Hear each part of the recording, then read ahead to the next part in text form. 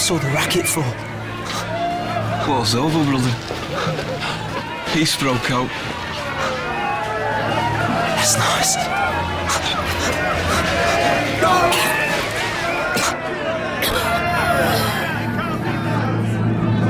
We just won a war, Prime Minister. And now, it appears we've lost its greatest heroine. Lost track of her, Mom, for the time being. Well, where is she? I understand the Lord Mayor was arranging a parade. Royal Fusiliers. She was last seen entering a convent of nuns in Bermondsey. Nuns? Catholic nuns? Yes, Mom. Are we still in England? I thought you knew the family.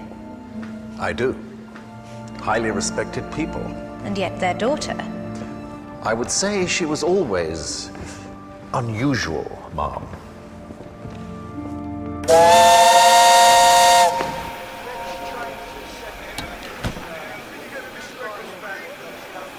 One bundle?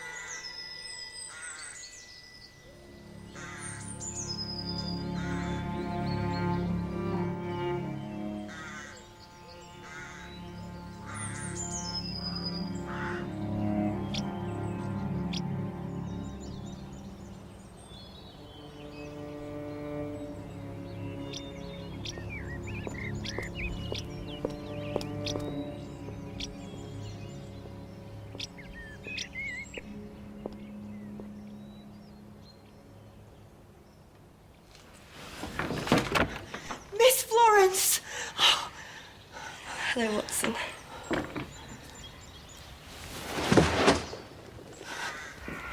Help! Help! Help! One dark, lonely night on Crimea's dread shore, there was bloodshed and fighting the morning before. The dead and the dying lay bleeding around, some crying for help, but none could be found. What we need is a miracle, a human miracle. We need someone to help us where we lie, to make us well, 'cause we don't want to die. So what we need is a miracle down here right now.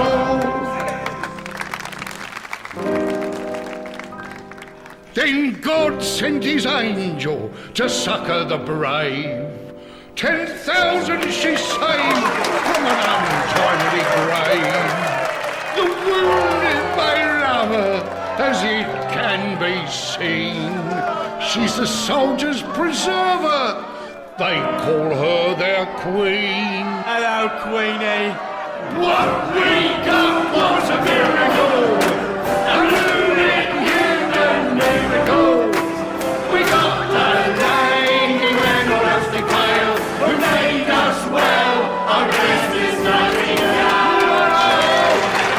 What we got was a miracle down here right now.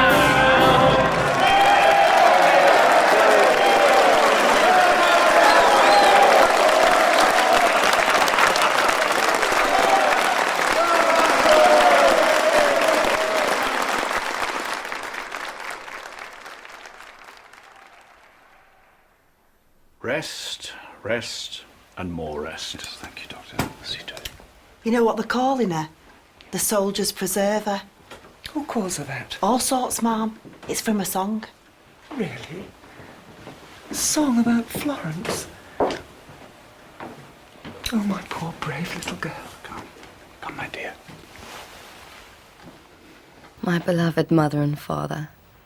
How they fought to keep me at home. Fought all my plans and dreams for myself. But now that I'm a national heroine, how proud they are. They even call me brave. Brave. Brave for doing my duty. The soldiers, they were the brave ones. Lying there, strapped down, while their shattered legs were hacked off. And no chloroform for the lower ranks. I'm still in a rage about it. Still there. The tree. The little bench. The garden where all my troubles first began. Then, if scripture is to be believed, isn't a garden where all our troubles first began?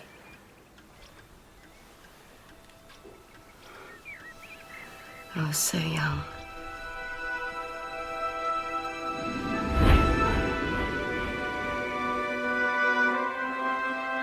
I was innocent. No thoughts of war or disease. My only struggle, how to escape from a life that was poisoning me with vanity and social expectations.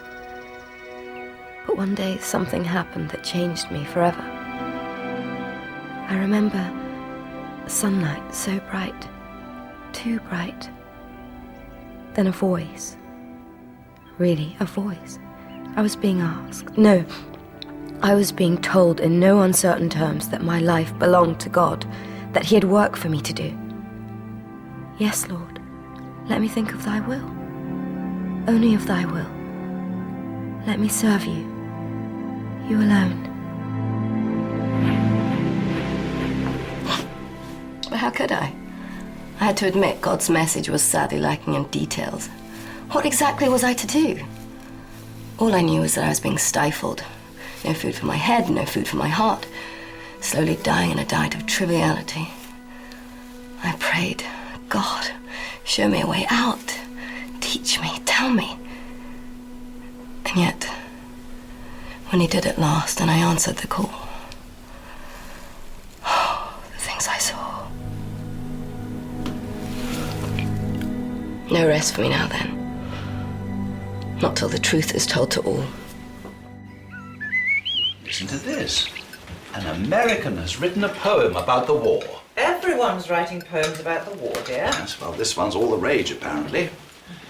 Whene'er a noble deed is wrought, whene'er is spoken a noble thought, lo, in that house of misery, a lady with a lamp I see.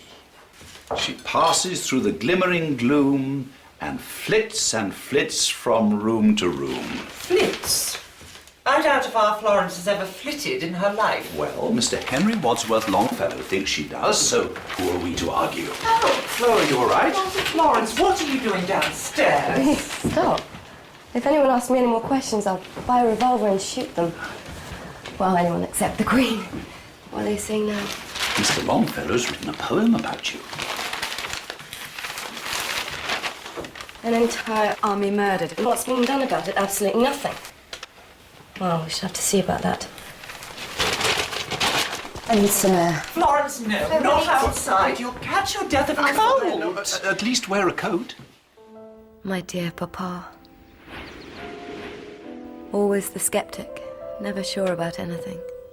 Though years ago, when I was struggling to discover God's will for me, he did at least try to understand my pain and help me. Flo? I wish... If only... If only I could be satisfied with the life that satisfies you. I can't be. But you make it so hard for yourself. When I heard my call, I didn't hear it would be easy. Your call. Papa, you've never believed in it, not for a minute. Have you? Well, I thought not. You don't know what struggle is. And so we continued to observe our uneasy truce. Deuced if I see how Turkey can stand up for itself anymore. My mother played hostess to the powerful and well-connected, and I, the dutiful daughter, attended. The men talked politics, the women talked husbands. I hear the Bible is forbidden all over Russia. One frequent guest was Sidney Herbert, a rising star in Parliament. He sympathised with my hopes and dreams. In years to come, I would often turn to him for help. Back then, though, my thoughts were all taken up with matters of the heart. I read that speech of yours, Sidney. Exciting stuff. But don't you think there might be a case for compromise? I mean, the Ottoman Empire... What's your point, sir? My point is that the sick man of Europe may be past curing. Isn't the real point that the Tsar is a brutal tyrant and we have to stand up to tyranny wherever we find it, even at home? Quite so. Nicely put.